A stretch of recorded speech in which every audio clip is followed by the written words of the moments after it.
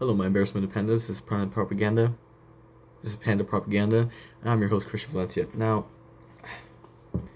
the news cycle was very slow today. I mean, very slow. There was nothing interesting that I deemed worthy of talking about today. So we only have about 3 articles to discuss. What the fuck was that? Anyways.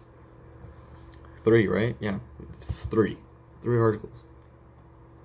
1, 2, 3. So I'm going to try to milk these as much as possible, but it'd be a miracle if we can get today's episode to maybe 10 minutes. But we're just going to get into it anyway. Pokemon Go teases Xerneas, Sylveon, and more Gen 6 Pokemon to be released soon. Hunter Henry is signing with the frickin' Patriots. And Texans sign Tyrod Taylor for 1 year. So I'll start with the last one first. If you don't know who Tyrod Taylor was, he was the ex-starting QB for the Browns, the Bills, and the Chargers. He originally started his NFL career with the Bills, starting for them for, I can't even tell you how long, until he left and gave his spot to Josh Allen, I believe. He went to the Browns in 2018 and proceeded to start for them for 3 games, and he left, giving his spot to Baker Mayfield. He signed with the Chargers in 2018 and was a backup for Phillip Rivers until he retired, or not retired, he left the Chargers to play with the Colts. He started for them for 1 game, and eventually he had acupuncture done on him, and the quote-unquote medical professional messed up, punctured his lung, and he was out for the rest, giving his spot to Justin Herbert. And now the Houston Texans have signed him for 1 year for, what is that, $12.5 million, but is really only guaranteed less than $6 million. That's still a lot of money, but oh no, what a terrible curse. Okay, at this point I'm just copying Matthew Santoro. Anyways, now Tyrod Taylor is alright.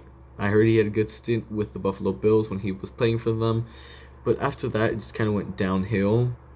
His career didn't really flourish, it didn't take off the way he wanted it to.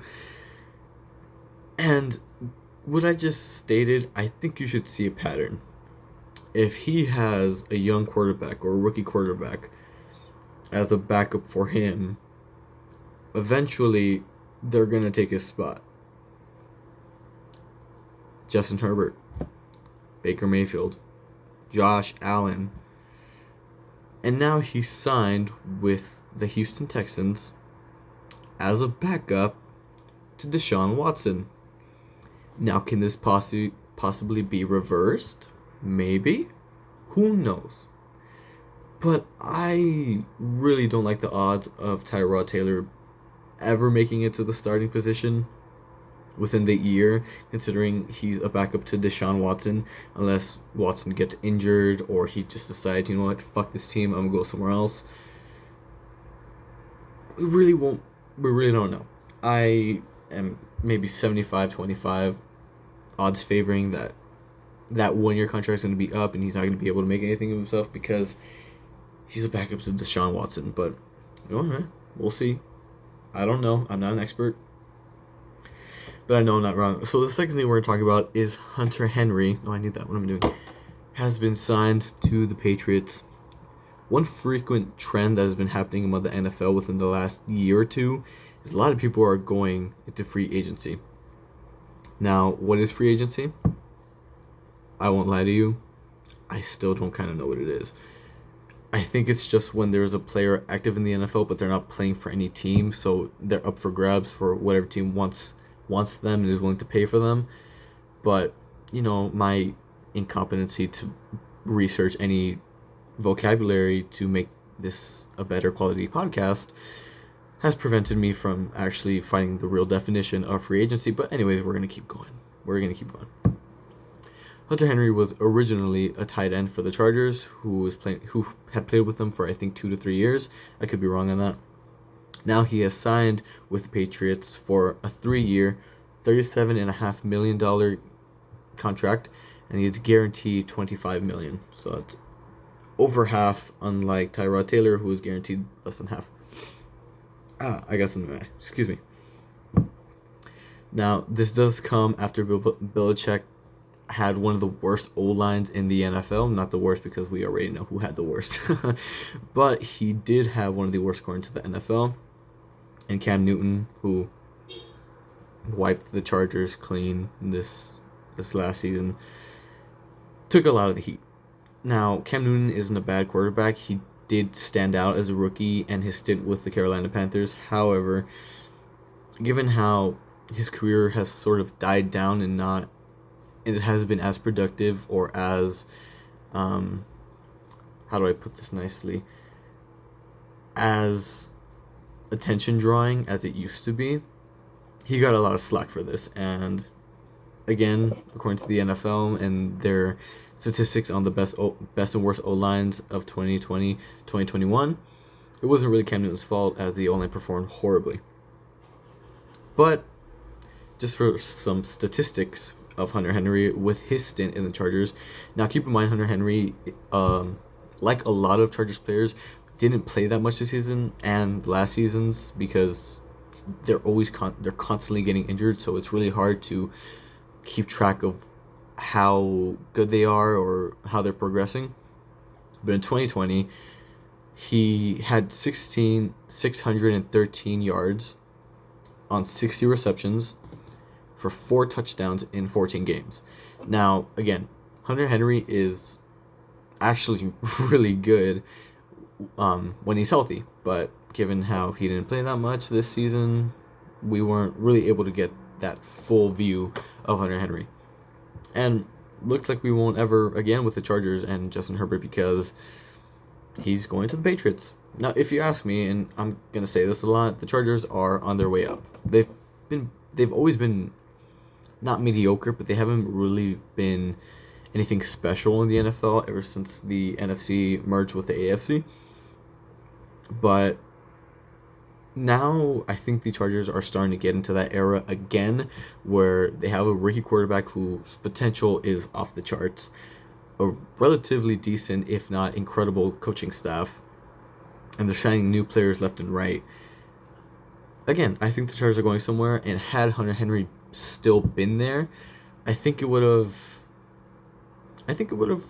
actually worked out for the Chargers. Now, don't get me wrong, I'm not dissing the other tight ends on the Chargers, but Hunter Henry actually being close with Justin Herbert and them having that connection would have really helped. But looks like we'll never find out, except for the few games that they played together in the 2021 season. Well, wish Hunter Henry good luck. Hopefully he decides, you know what, the Patriots aren't that cool without Tom Brady and Rob Gronkowski, so I'm just going to go back to the Chargers and play with Justin Herbert.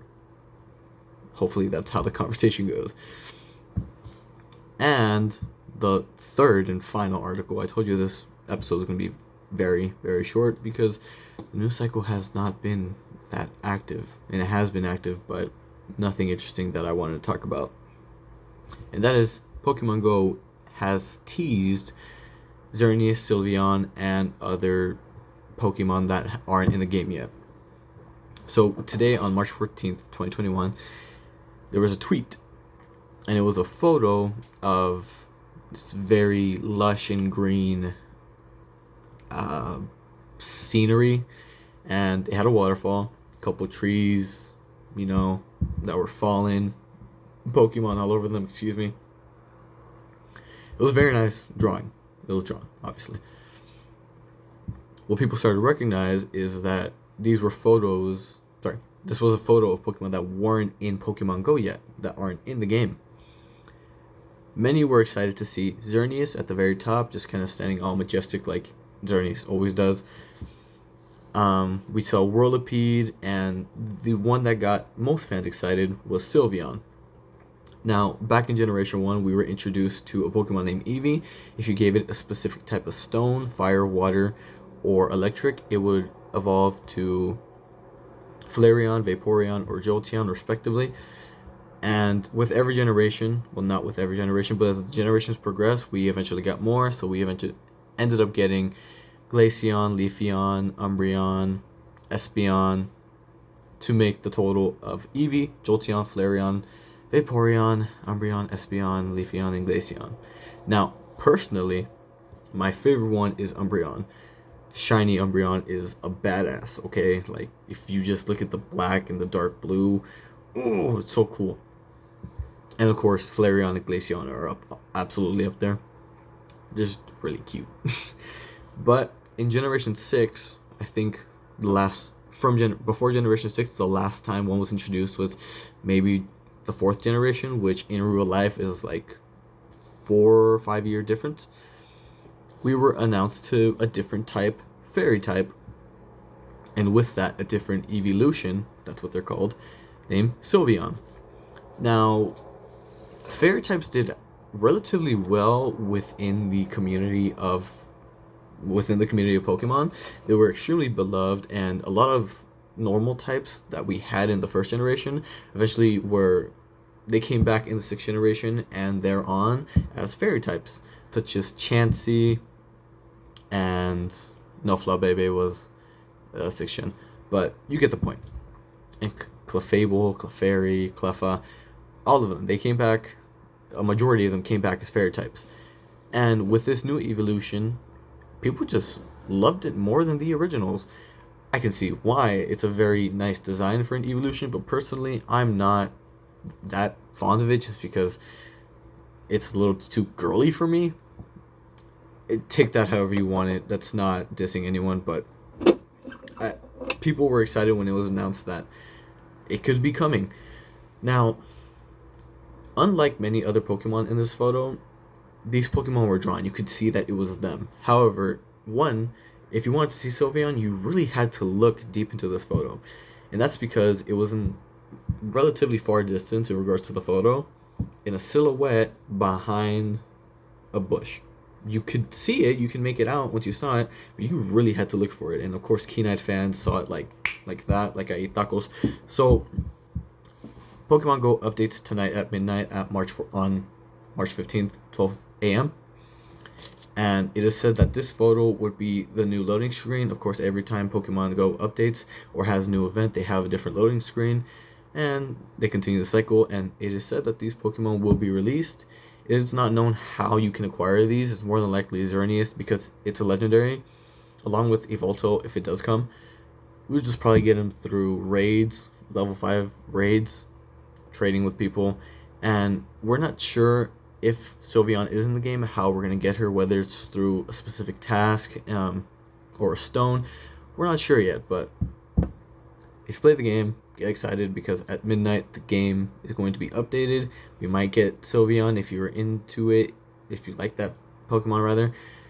And that will be today. That will complete today's episode, My Embarrassment of Pandas. If you haven't already, go follow the Instagram _Panda Propaganda _ all lowercase, all one word.